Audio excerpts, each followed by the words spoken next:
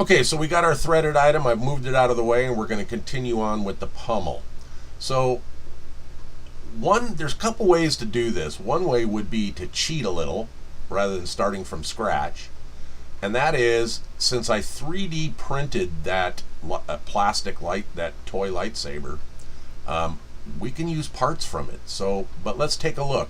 I'm going to show you how to import another STL. So it says choose file, and what I'm going to do is I'm going to bring in two parts: the base of the pummel and the pummel itself and the pummel end. So let's bring in the pummel end. Now some parts take a while, depending on how many sides and facets and all that thing it has, how complicated it is. So bear with while this loads. Okay, there it is. Now obviously it's a solid piece. You can't ungroup it or anything and take it apart because you imported it as a STL. It's not a project. I won't go too much into that. But now we're also going to import the base, which was two parts for this pummel on the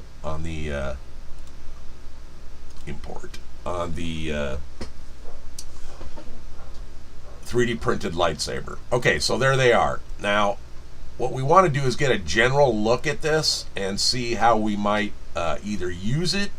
So for instance, I could take my hole from here, ungroup, and put it in here and have my have this ring so it could literally fit on the lightsaber. But as you see, it's going to bust up the part because the hole is bigger than the part. But here's the beauty of this. I can resize this too. Let's make this 45 and 45. And now if I group these, align these, you can see that it's not outside the part, and it is making my hole that will slide onto this lightsaber. So I literally can use this. I literally can reuse this part. However, what I'm going to do next, let me get this hole out of the way. What I'm going to do next is we're going to see how high this part is. I'm going to show you how to stack parts because we're going to do this later as we build up the whole thing. So we want to see how high this part is. It's 18.8. So we're going to move this part up off the build plate, 18.8. And then we're going to align these two parts.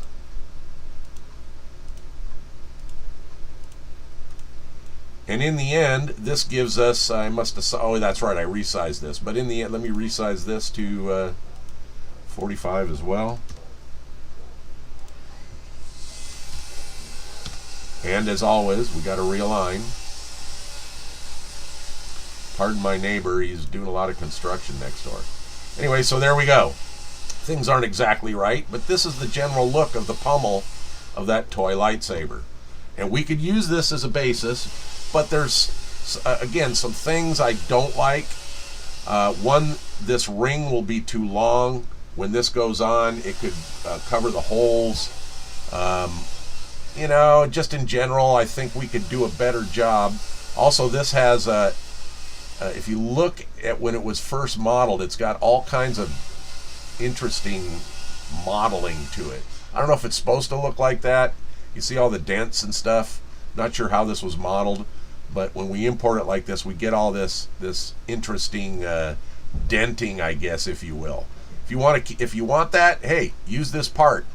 But what we're going to do is we're going to keep this as a basis for what we want to do and build one from scratch. All right. Now, again, I'm going to talk about rounded parts. Let me pull this part off here again. So rounded parts give you those ribs as I've shown, and I want this flat, and we could easily make that flat by simply importing a blank solid, bringing it up.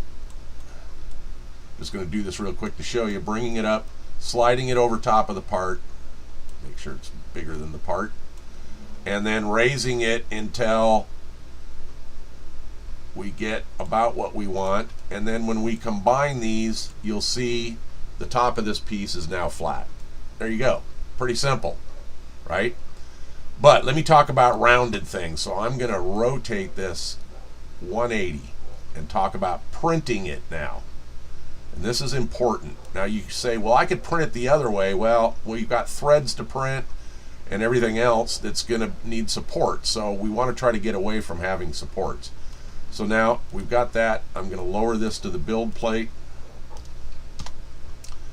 And there we go. Now, most printers by default out of the box without modification can get away with about a 40-degree angle, because remember, as the print head's printing, it's going to be moving out, right?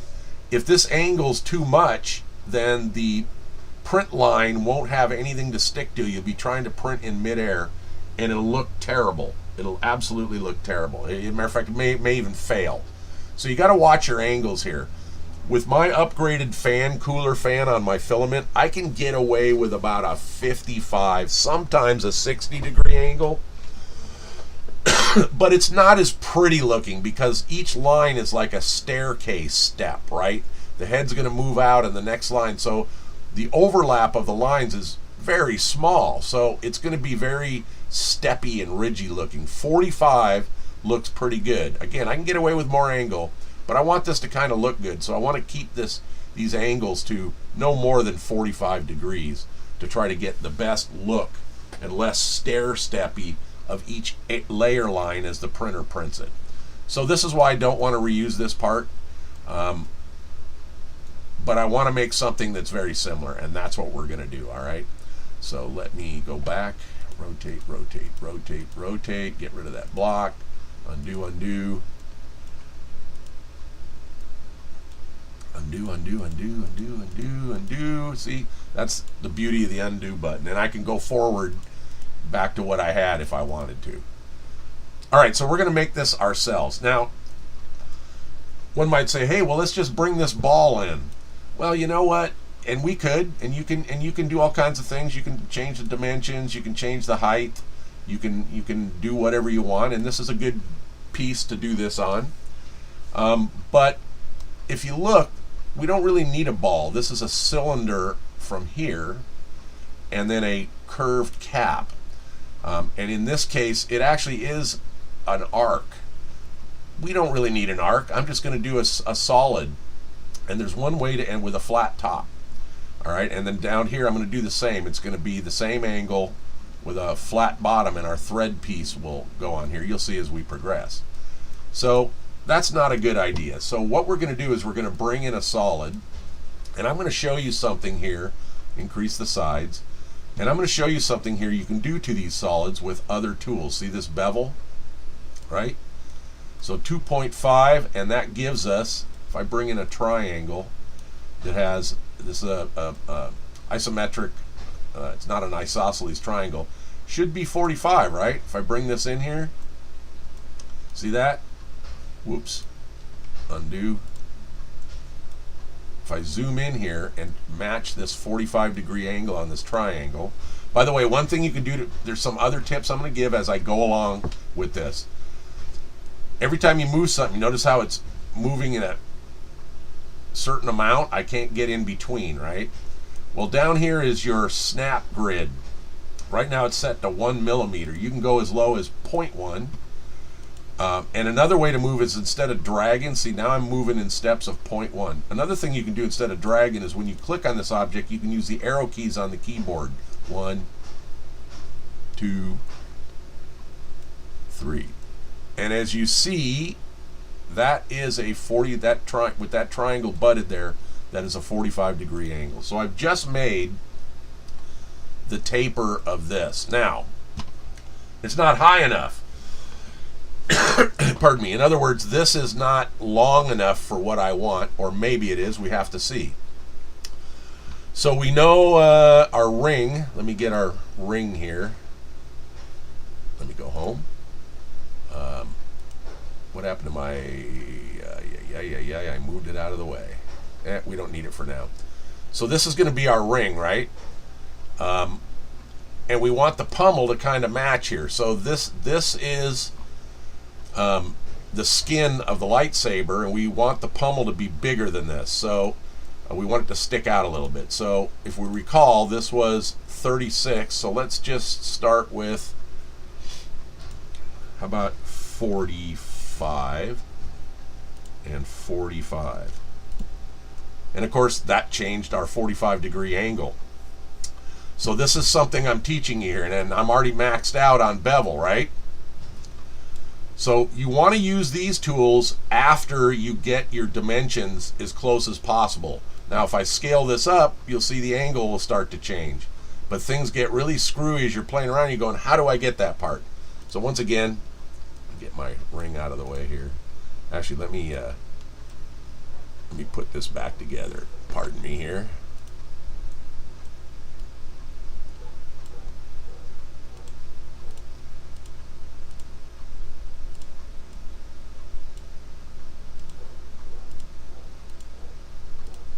Okay, and then group.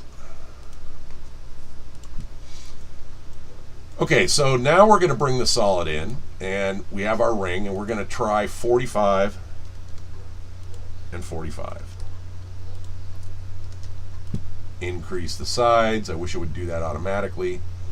And let's see, we're going to bring our ring in here, and we know our ring is 10 millimeters high. So actually our thread is 6.68, so I'm going to take 1 second here. I should have ungroup. Let me get this going again here. This is all the stuff you got to do as you're doing. If you think about it ahead of time, it'll save you time from redoing everything like I just did. Okay, I'm going to make a copy of that. All right. So we want to make sure that this ring doesn't cover the holes on the hilt, and we know our thread is height is 6.68. We can go as much as 7, so we're just going to make this 7 millimeters high. All right, we're going to raise this up 7 millimeters. We're going to line these two.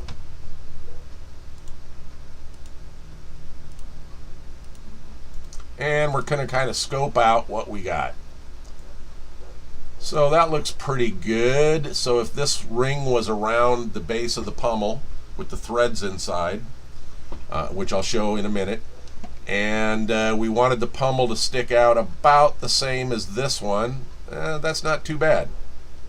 Actually, I think I'll make this a little bit bigger. How about 50 millimeter? And then realign. And there we go. All right, so we've got the basics of our pummel here. It's going to be a little shorter, not as tall as the plastic one, but we're fitting it to our real lightsaber. So now let's try the bevel all the way to the max. And as you can see, we're not getting what we want as far as the angles. So unfortunately, this makes us have to do more work. We have to start figuring out how to do this. Now, one way to do this is just to make it taller, and that's fine until we get that 45-degree angle. So I'm going to bring in a triangle. I'm going to raise it up 7 millimeters. And we're going to slide it in and see if we've got that 45-degree angle. Whoops, come back here.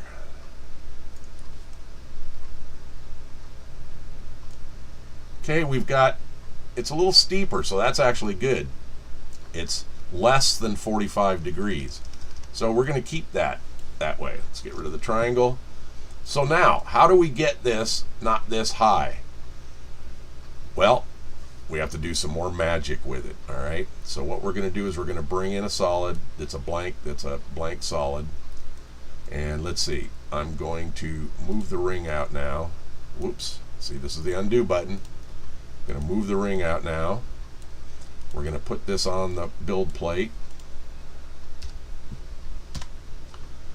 and we're going to slice this thing in half and then join the top and the bottom. What we're going to do is trim this right at the bevels so we get our top and bottom cap. So we really don't know. First off, let's make this big enough.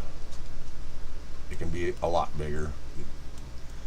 Don't want to mess around. Don't want to make it too big because you got to render all this stuff later, right? So we've got this block, and what we're going to do now is we're going to move it up until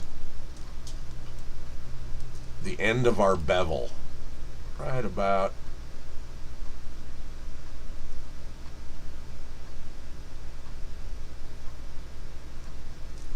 there. Not quite, right there. We'll leave a little lip. All right, and then we're going to make the size to do the same thing with the top.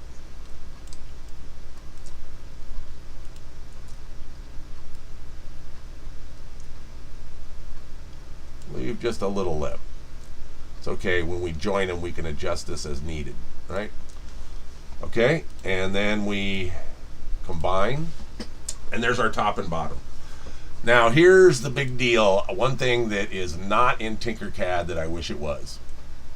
Since these are joined, they're one part, I need to separate these so that now that I can move this top part and lower part up and down to get my exact desired shape that I want. And I want it, so if I look at the bevel here, I want it to be about the same distance from here to here, so that when we make these little squares, we have room to put them in, right? So how do you split this? Unfortunately, you can't. Now, you can, I'm going to show you how to do it in Tinkercad, but there's an easier way. Prusa Slicer allows you to import a model and slice it. Cura does not have that function. I wish it did. Prusa Slicer does. So I could load this into Prusa Slicer, slice it, save the top and the bottom, and then I can import them back in here. That is the way I would do it. But to keep you guys from installing Prusa Slicer and then learning how to split and do things like that, we're going to do it here in Tinkercad. So we need to break these up. Now, ultimately, by doing this, you're going to see that these parts still exist even though they're gone. And it's hard to explain. So I'm going to bring in another block. Okay. Cover over this. Make sure it covers it all. A little too long there. Make it a little wider. All right. And it's higher than our, just to keep things so that, because later we got to render all this stuff. It still exists even though you can't see it. All right. And we're going to combine. Now really, all I need is this 1/2. I don't need both. So I've just clipped it because it should be symmetrical on both sides. So what I'm going to do is I'm going to make a copy. Move it over here. I'm going to rotate this 180. And then I'm going to drop it on the build plate. All right, whoops. So now we got our usable top and bottom halves, but we need them to be separated by this same distance. And I forget what our diameter, I think it was 50 millimeter, yeah. So now we're going to bring in another solid, and what I'm going to do is, let's get the sides. What I'm going to do is I'm going to measure the height of this pink part. It's 18.8. And we're going to move this 18.8 off the build plate. Then I'm going to bring this down. I'm going to move it in here so I can get a better judge. I'm going to bring this down just to my bevel there. You don't have to be completely the same amount. Actually, I want this to be the same distance. So I'm going to lower this down to there and increase this up to there. Again, we're just eyeballing this. We're not looking for total accuracy here, right? We just want to get this thing done. So I'm going to lower this a little more. Okay, so we've got about the same dimensions before we hit the bevel. Okay, raise that a little more. All right, good to go. Center on this. Make this 50. Make this 50.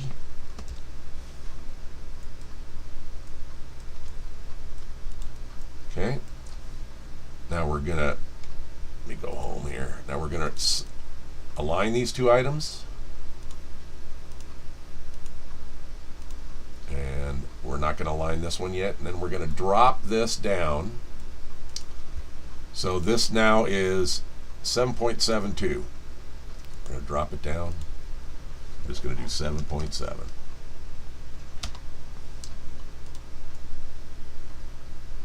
And we still got a gap. Why is that? Oh, I must have rotated that. Not rotated that completely 90. It doesn't look like it's on the... How did I mess that up? Should have rotated right. There. Must have slipped a degree. And our height is 6.96. So we'll just make this 6.9. And we should be attached. There we go. Everything's looking good. You can see the lines where it's attached. Okay, now we're going to do the same here. We're going to combine. And then we're going to align these two.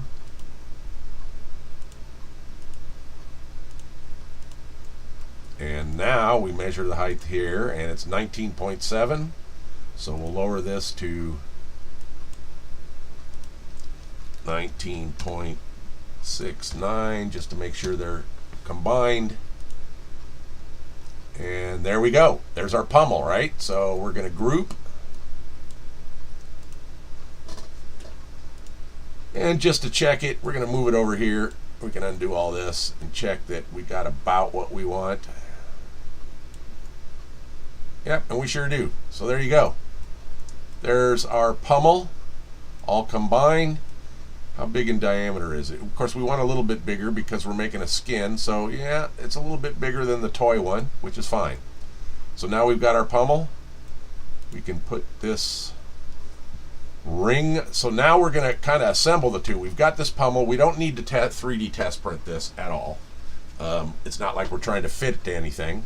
But let's take a look at what we got. So let's bring our ring in that is 7mm so that it doesn't block the speaker holes.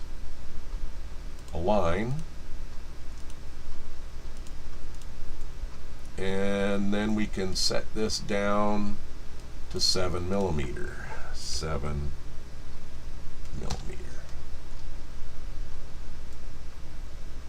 And one problem I see is we've got a little bit of an overhang here. We could increase our skin, but I don't want to do that because then that lip will propagate down this lightsaber. So looks like what we have to do is change the diameter of our pummel just enough. So let's try 48. 48. Now, of course, that's going to change these angles.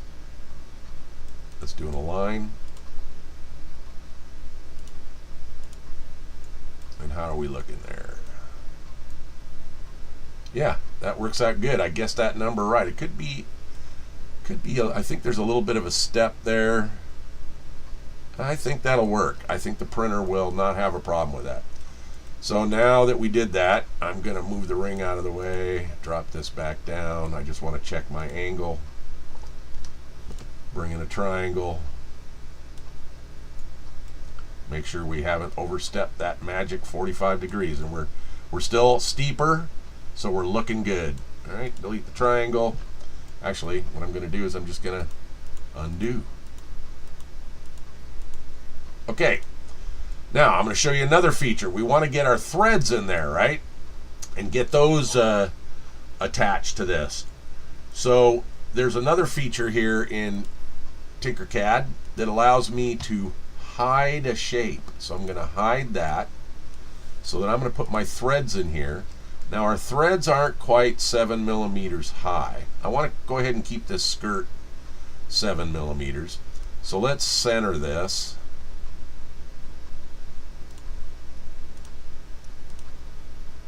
Okay, we've got our threads inside, we've got our ring around the outside, looking good there, but we're going to have a problem when we unhide the pummel, and let's hide the skirt this time, that the threads aren't touching.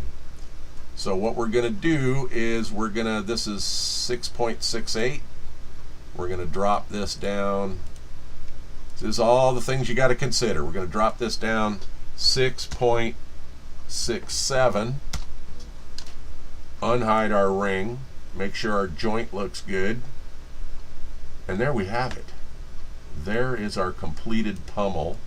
Well, not completed. We still got to make these holes, which I'm going to show you a trick to do and use rotation. So you're going to learn all the little things that you can do in Tinkercad that unless you understand the tool, you go, well, how do I do that? So anyway, I'm going to finish this off as part 2, but I'm going to combine this. I'm going to export it. We're going to call it Pummel 3. Okay, I'm going to open up Cura. Let's get rid of that. Let's, whoops, wrong folder. Let's get wrong folder. Hope I closed that drive. 1 second, bear with. I'm going to open up the Saber skin, and I'm going to drag the pummel we just made in here. Because what I want to do is see how it slices to see if there's any more changes I need to make in Tinkercad so that we don't have extra tops and bottoms. And we are looking good. There's our thread part. Looking good. All right. We don't want to print this entire thing. And by the way, this would require supports in here, right? So what we're going to do is we're going to test this, we're going to rotate in, I could have rotated this upside down in Tinkercad, but I'm going to rotate it upside down in Cura. Let's slice it. Okay, again, now we don't need supports for the thread in the skirt. But I don't want to print this whole thing to make sure that this fits properly. So what I'm going to do is on the movement, I'm going to turn off lockdown model. And this will allow me to move the model below the build plate. Let's slice it. We definitely want some. Go down to the first level. How many layers? There we go. We've got, what, 4 layers before we hit the infill and then the thread. So that'll be good. So now this is what I'm going to print. And of course, because I moved this below the build plate, it won't print that. It's only going to print what you're seeing right now. So we're going to print this and see how it fits on the lightsaber. Remember, we made our thread plug to test the threads and get that perfect. We now use that in this pummel that we rotated over, and now we've got the thread part and the skirt. And all we want to do is test to make sure this works. And look at that. Of course, I can't, it's hard to do it with one hand, but look at that. So let me set the camera down. I'll screw this all the way on.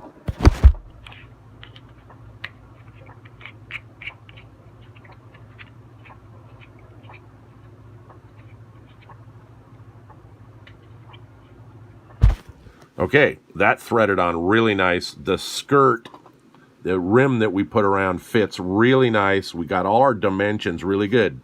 Because why? We made our steps. We made our thread, we made a ring so it's the proper diameter to fit around the lightsaber, and we used that ring on this. We've got part of our pummel, and come on, I mean, this unscrews easy enough. I should be able to do it with one hand. Come on. Pardon me here, folks. As you see, it unscrews really nicely. Everything is working very well. So we've now built our pummel, not completely.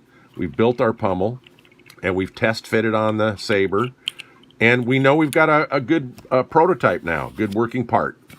So this is going to end part 2, and we're going to go on to complete the pummel in part 3.